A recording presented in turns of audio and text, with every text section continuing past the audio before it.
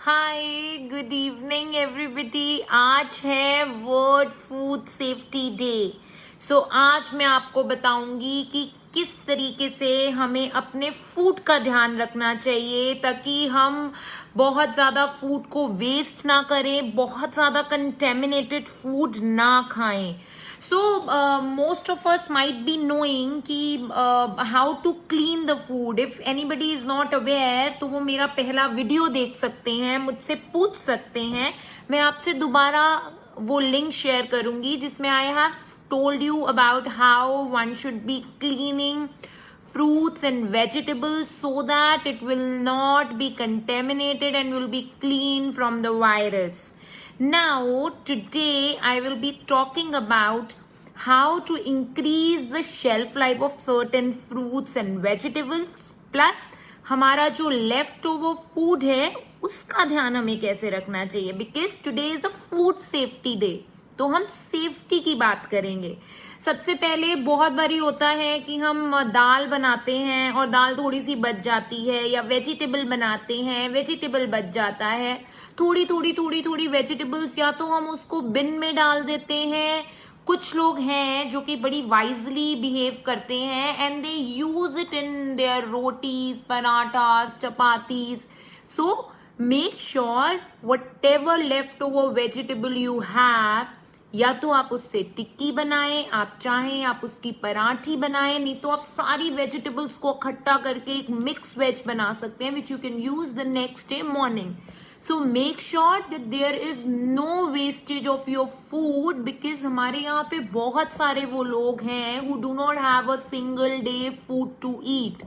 So if we waste that one katori of vegetable which one can consume in one meal, we are actually doing a wastage. We can make somebody eat that. So जो भी left over होगा, या आप उसकी पराठी बना सकते हैं, टिक्की बना सकते हैं, सैंडविचेस बना सकते हैं। अब हम बात करते हैं शेल्फ लाइफ के बारे में।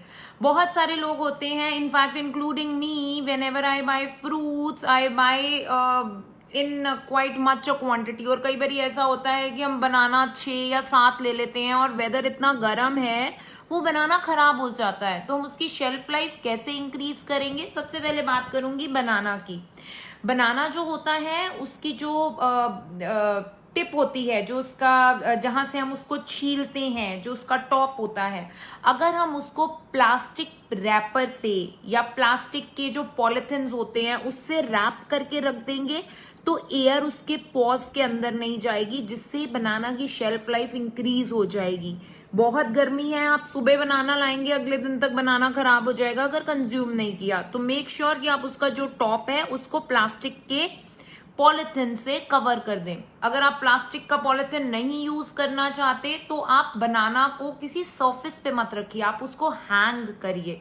आपके पास टी हैंग करने के लिए होगा, आप चाहें तो वहां पे बनाना को हैंग कर सकते हैं जिससे एयर अच्छे से पास हो और उसका जो सरफेस है वो ब्लैक ना हो, गले नहीं तो अगर आपके पास नहीं है, बनाना हैंगर्स आते हैं जिनके घर में बनाना का कंजम्पशन ज्यादा होता है, आप बनाना को बनाना हैंगर में रखेंगे तो जो बनाना आपका 1 डे चलता है वो आपका 2 to 3 डेज तक चलेगा। आप खुद देखेंगे, it makes a lot of difference.